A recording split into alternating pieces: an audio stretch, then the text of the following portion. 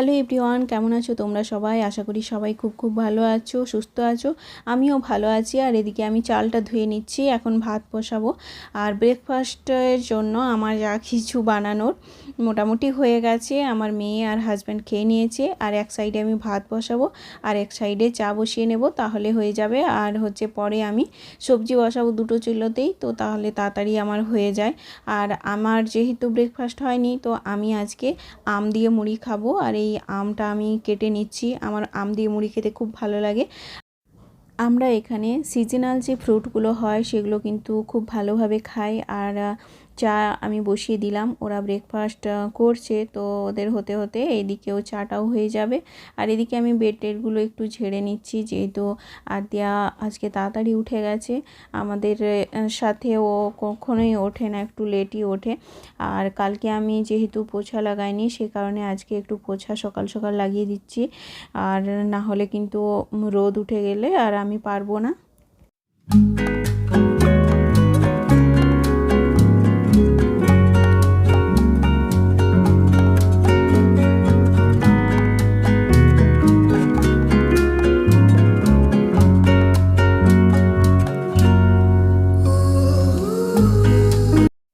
আজকের সবজি আমি খুব বেশি শেয়ার করব না, কারণ সেরকম স্পেশাল কিছু বানাচ্ছি না। তো ঝিঙে আলু পোস্ত বানাবো, আর আলু বেগুন টমেটো আর সজনে ডাঁটা দিয়ে একটা সবজি। তো একদম সিম্পল, সেই কারণে আর বেশি কিছু মানে শেয়ার করব না। আর আমার গাছের সজনে ডাঁটা খাওয়ার হচ্ছে না, কারণ গাছটা তো ভেঙে গেছে সাইক্লোনে। তো ওটা আমরা কেটেও দিয়েছি। আর আজকে এক মাসি সজনে ডাঁটা নিয়ে এসেছিলো বিক্রি করতে, তো ওই মাসির কাছ থেকে আমি সজনে ডাঁটা নিয়েছিলাম। আর ফ্রিজ থেকে দুটো বেগুন বেরিয়েছে। তো আলু তো ঘরে সব সময়ই থাকে বেশি করে, তো ওই সব দিয়ে আমি একটা বানিয়ে নিচ্ছি। তেল আর পেঁয়াজটাকে ভেজে নিয়েছি, আর জিরে ফোড়ন দিয়েছিলাম আগে। তারপরে আমি এই যে আলু বেগুন সজনে ডাঁটা সেইগুলোকে তেলে ভেজে নেব একটু, তারপর মশলা টশলা দিয়ে বানিয়ে নেব। তো চলো তোমরা দেখতে থাকো।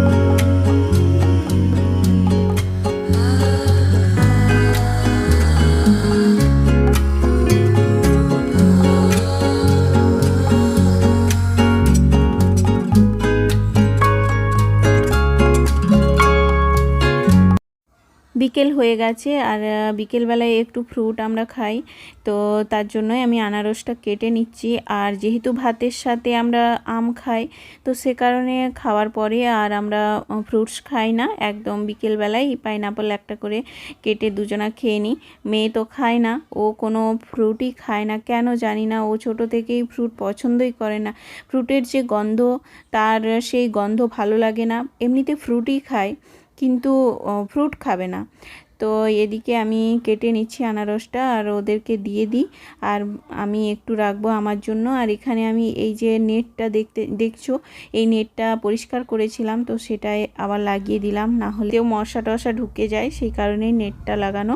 আর এই দেখো, আমি বেশি করে হলুদ সব বছরে রাখি অনেকটাই, 2 কিলো। এখন যেহেতু বেশি হলুদ ইউজ হচ্ছে, সে কারণে 2 কিলো হলুদ নিয়েছি। আর এখানে দেখো 50 কেজি পেঁয়াজ, এইগুলো আমরা বেশি করে রেখে দিই। এখানে সব ঘরেই এরকমই করে। তো আমরা পেঁয়াজ রসুন আর গম, তারপরে সব রকমের মশলা, তারপরে পাঁপড়, তারপরে পাপড়ি, এই সব কিছু এই রোদের সময় বানিয়ে, রোদে শুকিয়ে আচার সব কিছু বানিয়ে সারা বছরের জন্য রেখে দেয়। আর এই পেঁয়াজও বর্ষাকালে যা দাম হয়, মানে কি বলবো আর। তো আর এমনিতে সিজনে না খুব ভালো পাওয়া যায়। তো সেই কারণেই আমাদের তো ছোট ঘর, রেন্টে থাকি, তার কারণে রাখার জায়গা নেই। তো আমরা কম করে মোটামুটি বর্ষাকালটা পেরিয়ে যাবে সেরকমই রাখি। তো এই দেখো পেঁয়াজ, আর এইগুলো তো নিত্য প্রয়োজনীয় জিনিস, তো বেশি করে থাকলে কিন্তু অসুবিধা হয় না, বরং সুবিধাই হয়। তো এই 50 কেজি আমরা নিয়েছিলাম। আর রসুন এবারে ভরা হয়নি, কারণ এমনিতেই বাইরে যাওয়া কম হচ্ছে না, তার কারণে রসুনটা আর বেশি করে নিতে পারিনি। ওই মানে সোসাইটিতে আসে, ওর কাছ থেকে 500 কিলো করে নিয়ে নিই। আর এই দেখো আমি এইভাবে স্টোর করি। এখানে কার্নিশের উপরে এরকমভাবে মেলে রাখতে হয়, তাহলে এগুলো পচে না, খারাপও হয় না। তো যেরকম হাওয়া লাগে সেরকমভাবে রাখতে হয় পেঁয়াজকে। আর কিছু ওপর নিচে আছে, তো সেইগুলো তাড়াতাড়ি ইউজ করে দেব, তো তাহলে আর নষ্ট হবে না। তো এইভাবে আমরা অনেক দিন পর্যন্ত স্টোর করে রাখি জিনিস। ভিডিওটা এখানেই শেষ করছি, আর বেশি বড় করব না। তো যদি ভালো লেগে থাকে তাহলে লাইক করবে, শেয়ার করবে ফ্রেন্ডস ফ্যামিলিদের সাথে। আর যদি চ্যানেলে নতুন হয়ে থাকো তাহলে চ্যানেলটিকে সাবস্ক্রাইব করে নেবে, আর পাশে থাকা বেল আইকনটাকেও ক্লিক করবে, তাহলে আমি যখনই নতুন ভিডিও আপলোড করব সবার প্রথমে পৌঁছে যাবে নোটিফিকেশান তোমাদের কাছে। Bye, take care.